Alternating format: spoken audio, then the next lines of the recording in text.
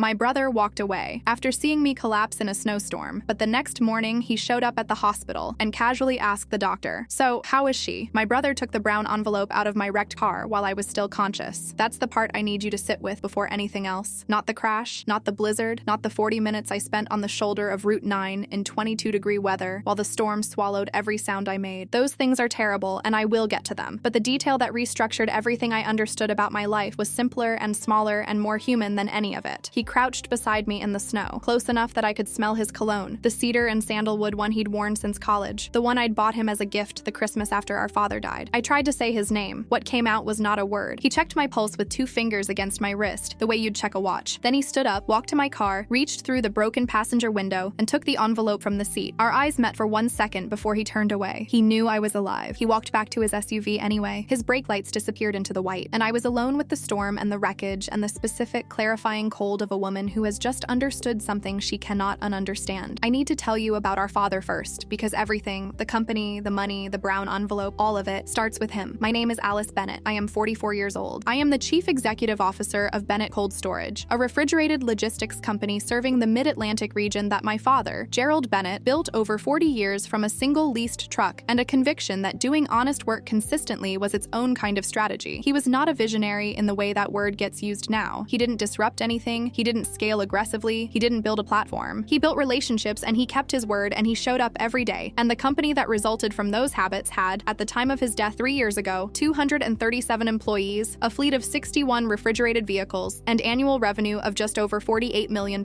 He left 60% of the voting shares to me, 40% to my brother Mark. I want to be precise about why, because the why matters for everything that follows. My father did not favor me arbitrarily, and he was not by any measure the kind of man who played favorites with his children. What he was instead was a man who paid attention. I had worked in the company since I was 22. Operations, logistics, finance, 15 years of accumulating the specific, granular knowledge of a business that runs on precision and relationships. Mark had worked there for 6 of those years, in business development, and had then left to pursue other ventures that he described, over the years, in terms that were always grand and always vague and never quite resolved into the concrete outcomes he'd implied. He came back to Bennett 3 years before our father died. He was charming about it. Mark was always charming. It was his most reliable tool, and our father welcomed him back without ceremony because our father was not a man who kept score. The 60-40 split was our father's assessment, quiet, documented, and final. Mark had accepted it gracefully at the reading of the will. I had believed for 3 years that the acceptance was genuine. I was wrong. The first sign was so small that I genuinely cannot be certain, in retrospect, whether it was a sign at all or simply a coincidence that I have reverse engineered into meaning. But I'll tell you it anyway, because part of telling this story honestly is admitting that the truth was available to me earlier than I found it. 8 months before the blizzard, I reviewed our quarterly vendor payments and noticed an amount that seemed slightly high for a refrigeration maintenance contractor called Northline Equipment Solutions. Not alarming, just slightly high, the kind of thing you notice and mean to follow up on and sometimes do and sometimes don't. I made a note, I moved on. We were in the middle of a fleet expansion, and I had 12 other things requiring my attention. I did not follow up for 2 months. When I did, Sarah Okonkwo, our company controller, 12 years with Bennett, the kind of financial professional who treats every number as a narrative waiting to be read, pulled the Northline file and came back to me 40 minutes later with a look I didn't immediately know how to interpret. "How well do you know this vendor?" she said. "I don't, particularly. They were brought in by Mark's department." She set a printed invoice on my desk, then a second, then a third. "Their address is a private mailbox in Towson," she said. "They have no web presence, no registered business phone, no Maryland state contractor license, and we've paid them," she checked her notes, $412,000 over the past 6 months. The number sat between us. "Pull everything," I said. "Every payment, every invoice, everything going back to when they first appeared." She did. 6 months, 22 payments, $684,000. A vendor that did not exist, receiving payments from a company that my father had built with 40 years of honest work. I did not confront Mark, not yet. I had learned from my father that the moment of confrontation, if it comes too early, gives a person time to construct a defense. I hired Rachel Cho, a forensic accountant with 20 years of practice and a specialty in commercial fraud cases, and I asked her to trace every dollar. Then I asked our outside counsel, the firm of Hartley & Associates on Charles Street, to review the board procedures for an emergency vote to suspend an officer pending investigation. It took 6 weeks to build the full picture. The brown envelope I was carrying to my car on the night of the blizzard contained Rachel's completed audit, the board vote documentation, and the suspension notice to be delivered to Mark at Monday's meeting. I had told no one except Sarah, Rachel, and our attorney Douglas Hartley, or so I believed. The attorney's office was on the 14th floor of a downtown building, and Mark had been in the lobby when I came out of the elevator at 5:40 p.m. on that Friday. This was not unusual. We had both attended the same meeting with Douglas about about an unrelated contract matter, though I had stayed an extra 40 minutes for the conversation about Monday's board vote that Mark was not meant to know about yet. He was in his dark wool overcoat. He had coffee from the cart in the lobby, 2 cups, and he held one out to me the way he had held things out to me my entire life, with the easy generosity of an older brother who has always moved through the world with the assumption of being well received. "Let me buy you one before you drive," he said. "It's brutal out there. I should tell you what I was thinking in that moment because I want you to understand that I was not naive. I was a 44-year-old woman who had spent 6 weeks uncovering evidence of her brother's systematic fraud against their father's company, who was carrying that evidence in an envelope in her hand, who had spent that afternoon in a law office discussing how to remove him from the business he had treated as a personal account. I accepted the coffee because he was my brother. 31 years of being his sister overrode 6 weeks of knowing what he'd done for the 30 seconds it took to make that decision. I accepted the coffee. I got in my car. Route 9 west out of the city runs along the reservoir for about 6 miles before the terrain opens up, and in good weather, it is one of the more pleasant drives in the county. In the kind of February storm that had been building since 3 o'clock, it is a different thing entirely. The snow was coming sideways by the time I reached the highway, and the temperature had dropped 4 degrees in the time between leaving the building and getting out of the city. I noticed my hands at mile marker 7, not the numbness from the cold. That was expected. The car heater hadn't fully caught up yet. Something different. The numbness was moving in a way that cold numbness doesn't move, up from my fingers toward my wrists, with a quality that felt internal rather than surface. I told myself it was the cold. My tongue at mile marker 9. Heavy. The word that comes to mind is heavy, though that's not quite right. It was more that it felt like something I was suddenly aware of inhabiting, when normally I don't think about my tongue at all. I thought, I'm tired. Long week. The meeting, the stress, the drive, the taillights ahead of me, 4 cars, spread across 2 lanes, became red sparks at mile marker 11. Not blurred, not doubled. Sparks. Floating things. I understood. Not the full shape of it, not yet. But the body understands before the mind names things, and my body understood that something was profoundly wrong, and the understanding arrived as a cold wave completely separate from the cold outside. I tried to find my phone. I was reaching for it when my hands stopped working. The guardrail on the right shoulder of Route 9 at mile marker 12 caught my Subaru Outback on the passenger side at full highway speed. The car spun. I know this from the investigation report, not from memory, because those seconds are gone, and came to rest hood first in the snowbank at the edge of the shoulder. Passenger side caved, both front airbags deployed. What I remember is the door. I remember understanding that the door had to open, and the door being heavier than it should have been, and me pushing against it with everything I had. It opened. I fell out onto the shoulder. The cold hit me with a physical force like a wall, and I stood up. I do not know how I stood up, and screamed for help. The wind took it. The storm was fully white by then. The cars passing were shapes, then lights, then gone. I screamed 4 times, and the sound went nowhere. My legs were beginning to fail in the same way my hands had failed, the strange internal numbness spreading downward, and I understood, with the specific clarity that arrives in genuine emergencies, that if I sat down, I was not going to get up again. Then headlights stopped behind me. The relief was physical. It moved through me like warmth, and I turned toward the lights and saw the dark shape of Mark's Range Rover, and I thought, he must have been behind me. He saw it happen. He's here. I thought those things. He crouched beside me. Cedar and sandalwood. I said, or tried to say, Mark. What came out was a sound. He pressed 2 fingers to my wrist. 10 seconds. He stood up. He went to my car. I watched him reach through the broken passenger window. I watched his arm move. I watched him stand up with the brown envelope in his hand. I watched him reach back into the car for my phone, though I didn't know that yet, and straighten up again. He turned and looked at me. 1 second. Full eye contact. His expression was not the expression of a man who has decided to do a monstrous thing. It was the expression of a man who has already decided and is past the deciding, in the part of the action that is simply execution. Then he walked back to his car. I watched his brake lights disappear. I sat down in the snow. I do not know exactly how long I was there. The investigation report says 43 minutes from the crash to the arrival of the snowplow. What I know is that at some point the cold stopped feeling like cold and started feeling like nothing, which I understand now was the hypothermia doing what hypothermia does. And I know that I spent some portion of those 43 minutes looking at the place where his brake lights had been and trying to build a version of what had happened that was not the version that had happened. I couldn't build it. The snowplow driver, a county roads employee named Dennis Pratt, who later gave a statement to investigators with the matter-of-fact precision of a man who has pulled people from winter ditches before and does not dramatize it, found me on the shoulder at 7:23 p.m. He had a first aid kit and a CB radio and a thermos of coffee that I could not hold because my hands had stopped working. He called 911. He put his coat over mine. He stayed with me until the ambulance came. Dennis Pratt. Remember that name. His truck had a dash cam. I woke up in a room that smelled like antiseptic and the specific mineral smell of melted snow, which I have always associated with winter boots in school hallways, and which is now permanently associated with something else. The information arrived in pieces, the way information does when your brain is working at reduced capacity, and the body is prioritizing function over comprehension. Cracked ribs. 2. Left side. Concussion, moderate. Severe hypothermia, borderline for the category category that requires additional intervention. All of this from the crash and the exposure. And then Dr. Michael Ward, attending physician, 23 years of emergency medicine at Mercy Regional, a compact man with reading glasses that he wore pushed up on his head except when he was reading, set a tablet on the table beside my bed and told me about the blood work. Your tox screen came back, he said. You have an abnormal level of lorazepam in your system. I looked at him. That's a benzodiazepine, he said. A prescription sedative, in a quantity that combined with driving in those conditions. He stopped. Alice, have you been prescribed a benzodiazepine? No, I said. My voice was rough from the oxygen tube. I've never been prescribed a sedative. He was quiet for a moment, the specific quiet of a physician reorganizing a case in real time. Did anyone give you food or a drink shortly before you drove? The coffee. It hit me the way the guardrail had hit my car. Sudden, total, rearranging. The bitter edge I'd noticed on the second sip that I had attributed to the cart downstairs not cleaning their equipment properly. The bitterness of something dissolved in something else. I must have looked the way I felt because Dr. Ward reached forward and put his hand briefly on my arm. Then we need to treat this as more than a weather accident, he said. He sat back. The snowplow driver who found you, his truck had a dash cam. The recording shows a vehicle stopping behind your car, a man exiting, approaching you, entering your vehicle, and leaving without calling anyone. He paused. The license plate was legible. It's already with the police. Quick pause. If you want more stories like this in better quality, my Spotify's linked in the description. I lay there with cracked ribs and a concussion and benzodiazepine in my blood that my brother had put there. And I looked at the ceiling of my hospital room, and I felt something that I want to be precise about, because people often assume the emotion in a moment like this is grief or rage or devastation. What I felt was cold clarity, not the hypothermia cold, a different kind, the cold of someone who has just lost the last possible innocent explanation for a long series of things and is left with the true shape of them. Then I heard his voice in the corridor, unhurried, conversational, the voice of a man asking about a delayed flight. So, how is she? He walked in wearing the dark wool overcoat from the night before, not a different coat, the same one. He had not gone home and changed first, which told me something about the confidence of the performance he was planning, that he had calculated he could walk into this hospital room in the same clothes, and the story he was about to tell would hold anyway. His eyes moved around the room in the specific order of a man taking inventory, the machines, the IV line, the clipboard on the hook at the end of the bed, then my face, almost as an afterthought. He arranged his expression into something approximating concern. It was a good arrangement. Mark had always been good at arrangement. Alice. He came to the foot of the bed. My God. When I heard, I was already halfway home and I turned around the second Dr. Ward spoke first. He did not raise his voice. He did not dramatize it. He said it the way he had said everything, with the measured clarity of a man who has been an emergency physician for 23 years and has learned that precision is kinder than performance. She didn't crash because of the blizzard. She had a sedative in her system that she was never prescribed, and the man who found her at the scene was recorded on a dash cam removing items from her vehicle and leaving without calling for help. He stepped to the side. 2 officers were waiting at the end of the hallway. I watched Mark's face. The skin around his mouth went the color of old paper. His hands at his sides went very still. Wait, he said. What? The word came out wrong. Not indignant, confused. The confusion of a man discovering that the situation has more information in it than he had accounted for. He had come in here with a prepared story, and the story had assumed certain things about what I knew, and he was now recalculating in real time what needed to change. He looked at me. For the second time in 12 hours, we held eye contact. I did not look away. The officers came into the room. Detective Rosa Ortiz introduced herself at 9:15 that morning. 18 years with the County Criminal Investigations Unit, a woman with the specific economy of movement of someone who has been doing this long enough to remove everything unnecessary. She told me that Mark had been brought in for questioning. She told me the dashcam footage was clear and the plate match was confirmed. She told me a warrant was being sought for his vehicle. Then she asked me to tell her everything, from the beginning. I told her everything. The audit, the $684,000, the fake vendor, the board vote scheduled for Monday, the envelope, the coffee outside the attorney's office. She wrote without commenting. When I finished, she looked up. The envelope he removed from your car, she said. Do you know if he still has it? No, but it doesn't matter. I watched her expression. Rachel Cho, she's the forensic accountant who built the audit. She has duplicates of everything. Every document in that envelope exists in 3 other places. Detective Ortiz looked at me for a moment. You kept duplicates before you went to the meeting. My father taught me that documentation was respect, I said. I've kept duplicates of important things my entire career. She wrote something. We're going to need to speak with your accountant and your controller, she said, and your attorney. I'll make the calls. Sarah Okonkwo arrived at the hospital that evening with a flash drive, 2 sets of printed bank statements in labeled folders, and the expression of a woman who has been carrying a secret that has gotten too heavy to carry. She sat in the chair beside my bed and told me what she hadn't told me before. 2 days before the blizzard, she had gone to Mark directly. She had confronted him with the Northline records. Not to threaten him, she said, but because she had worked at Bennett for 12 years and she believed, or had wanted to believe, that there was an innocent explanation that she had somehow missed, and she needed to give him the opportunity to provide one. He hadn't provided one. He had told her to stay quiet. He had told her the company's stability depended on discretion. And then, before she left his office, he had said something that she had not been able to stop hearing since. After Friday, Alice won't be blocking anything. Friday was the night I crashed. She had come to me, she said, as soon as she heard about the accident. She had put the files together before she left her house. She had been sitting in the hospital parking lot for 2 hours, working up the nerve to come in, because she understood by the time she arrived exactly what those words meant and what she had almost let herself be talked into staying quiet about. He told you I was blocking something? I said. Yes. I inherited 60% of a company my father built. I'm not blocking anything. I'm running it. Sarah looked at her hands. I know, she said. I know that. Rachel Cho arrived the following morning with her complete documentation, the traceable payment trail from Bennett, accounts through 3 intermediary transfers into a personal account registered to a holding company that, after 2 layers of LLC structures, connected to a private bank account in Mark's name. She had built this over 6 weeks with the methodical precision of a woman who had testified as an expert witness 14 times and knew exactly what evidentiary standards looked like. She walked Detective Ortiz through it for 2 hours. The warrant for Mark's Range Rover was executed that afternoon. They found my phone in the rear cargo compartment, locked inside a black nylon zipper bag. They found the brown envelope, intact, all documents present, though the edges were damp from the snow. And under the driver's seat, between the seat rail and the carpet, they found a prescription bottle, lorazepam, prescribed to a patient name that did not match my brother's name, a fact that would generate its own separate investigation. But the lot number and dispensing date were consistent with recent acquisition. The compound matched the compound in my blood. Detective Ortiz called me with this information at 6:47 p.m. We have enough to charge him, she said, but I want to ask you something and I want you to think about it carefully. Ask. He's going to be charged regardless, but right now he doesn't know the full scope of what we have. There may be an opportunity to get more on record directly from him. A pause. It's entirely your call. You don't owe him anything. I lay in my hospital bed with cracked ribs and thought about my father, Gerald Bennett, who had built a company from one refrigerated truck by doing honest work and keeping his word. I thought about the 40 years of that, the kind of life that required. Tell me what you need, I said. The setup took 48 hours. Rachel secured duplicate backups of every financial document in 3 separate locations. Sarah gave a formal recorded statement to Detective Ortiz covering the conversation in Mark's office, including his exact words about Friday. Douglas Hartley of Hartley & Associates confirmed the chain of custody for all board documentation. Detective Ortiz obtained a second warrant covering electronic communications. The consultation room at the hospital was not my first choice for the meeting, but it was what I had. It was plain, a table, 4 chairs, an interior window of frosted glass, and it had a closet-sized anteroom on one side that could, with some arrangement, accommodate 2 people standing quietly. I sent Mark one text. From a replacement phone the hospital's patient services coordinator had helped me acquire. I don't want the company destroyed by this. I don't want employees losing jobs. If you bring the documents, we can solve this privately before Monday. He arrived in 40 minutes. He was wearing his second best suit, which told me he had thought about this and made a decision about what register of seriousness it required, and he had landed on something that projected authority without appearing desperate. He had his protective older brother face on, the one he'd been deploying my entire life, the one that said, I'm the one who looks out for you. I'm the one who handles things. Let me take care of this. He looked at my ribs. I was moving carefully and he could tell, and made a sound of sympathy. I had my smartwatch on my left wrist, under the cuff of my cardigan. I had pressed the audio record function on the watch face before he walked in. Monday's meeting has to be delayed, he said before he sat down. The board is in a panic. There are 237 employees whose livelihoods depend on this company not becoming a public mess. Sit down, Mark. He sat. He placed a document on the table between us. A proxy agreement. A form assigning my voting rights to a third-party designee, which under the corporate documents would have effectively neutralized my 60% until the designation was revoked. He slid it toward me. I know what Rachel found, he said, and I can explain the Northline payments. It's more complicated than it looks. The important thing right now is stability. You sign this, you tell the police you took something accidentally, maybe stress medication you forgot you had, something like that, and Monday doesn't have to be a catastrophe. I looked at the proxy form, then I looked at my brother. Did you put something in my coffee? I said. His eyes moved to mine. A beat of perfect stillness. Jonah. He stopped. He had used the wrong name, which was something I filed away for later. Alice, you need to think about what you're saying. I am thinking about it. Did you put something in my coffee outside the attorney's office on Friday? Another beat. You were supposed to make it home. His voice changed. Not loud, lower, quieter, which was somehow worse. You were supposed to miss the meeting on Monday. That was all. One meeting. And then you started driving like you were. You drove off the road, Alice. That was you. He had not denied it. He had corrected the result. I kept my voice very soft. You left me in the snow. I thought. He stopped again. You thought what? The silence lasted 5 seconds. I thought you were gone. He said it quietly, almost evenly. And yes, for 1 second,